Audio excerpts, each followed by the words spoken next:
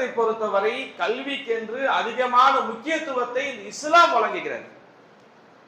நம்மை சுற்றி இருக்கக்கூடிய ஏனைய மதங்கள், ஏனைய சித்தாந்தங்கள் மனிதர்களை பிளவுபடுத்துவதோடு மாத்திரம் இல்லாமல் அவருடைய பிறப்பு ரீதியாக பிளவை உருவாக்கி இன்னார்தான் கல்வியை கற்க வேண்டும் என்ற வரைமுறையை ஏற்படுத்தி நம்மை சுற்றி இருக்கக்கூடிய மதங்கள் தன்னுடைய சித்தாந்தத்தை விதைக்கக்கூடிய தருவாயில் இஸ்லாத்தை பொறுத்தவரை ஒவ்வொரு மனிதனும் கல்வியை கற்க வேண்டும் என்று வலியுறுத்தக்கூடிய ஒரு மார்க்கத்தை சார்ந்திருக்கக்கூடிய நாம் நம்முடைய பிள்ளைகள் கல்வியை என்ன செய்யறாங்க, பாதையிலேயே நிறுத்தக்கூடிய நிலை.